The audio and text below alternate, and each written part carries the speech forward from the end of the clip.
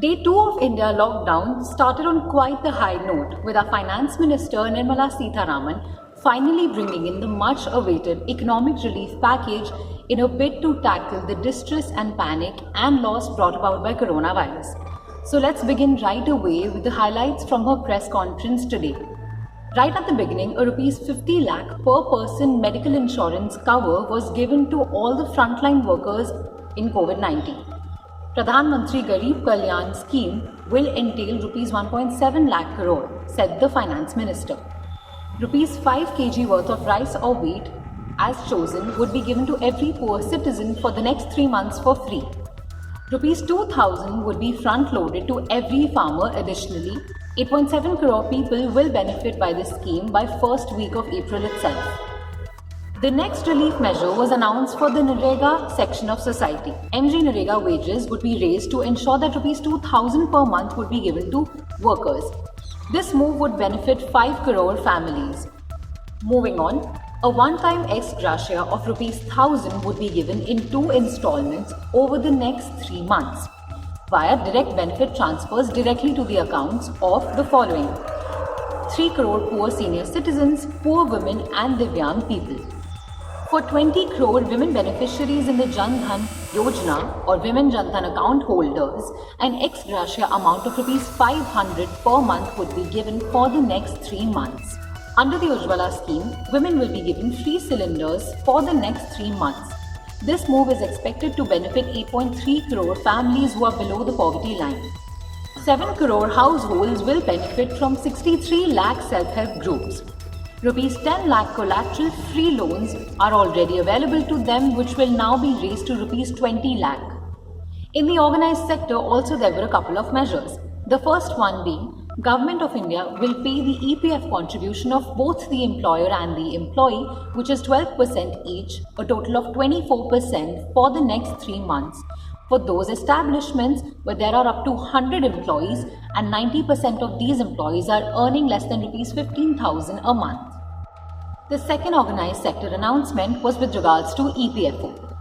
EPFO regulations will now be amended to allow workers under EPFO or registered with EPFO to draw up to 75% of the amount standing to them, non-refundable advance, or 3 months of wages, whichever is lower. Finally, the FM announced something for the District Mineral Fund as well.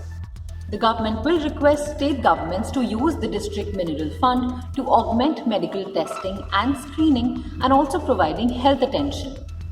So these were the main announcements made by Finance Minister Nirmala Sitharaman. Now, let's take you over to the markets where my colleague Saloni will tell you about the developments that took place in stock markets today. Thanks, Shambhavi. Here is a look at the market headlines. Sensex rallied for the third straight session as it jumped over 1400 points. Nifty topped 8,600 mark.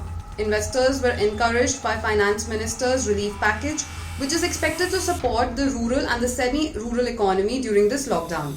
Following Sitharaman's relief package, the rupee rallied 84 paise in intraday trade to 75.10 against the US dollar. Meanwhile, in the the US Senate approved a $2 trillion massive stimulus package to help the economy from the coronavirus pandemic. Lastly, a look at oil. Oil prices fell, snapping their 3-day winning streak as the lockdown across the world will weigh over demand. The Brent crude futures slipped almost 2% to $26.84 a barrel. Now let's move on to the latest count all over the country as of today. My colleague Purvi will take you through the same. Thanks, Shambhavi, and here are the latest numbers so far. India's case count spiked to 650 today, with 13 casualties being reported so far. Total number of cases in Maharashtra have risen to 125, with deaths in the state now standing at 4. 3 people have tested positive in Telangana and 2 people have been reported in Rajasthan and Bihar each.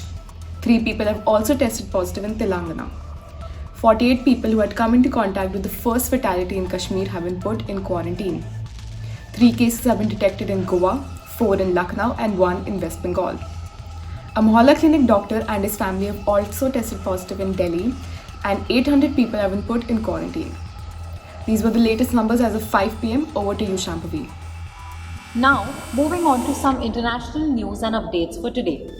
Pakistan has sought a 3.7 billion USD loan as coronavirus cases in the country have crossed 1100 today. In the US, the deadliest day was Wednesday with 223 deaths. China also reported 67 new imported coronavirus cases. Meanwhile, ICC has shut down World Cup cricket qualifiers until July. So these were the major highlights and updates of Day 2 of India lockdown. We'd like to repeat, stay home, stay safe and stay tuned with us as we take you through all the major updates throughout this lockdown.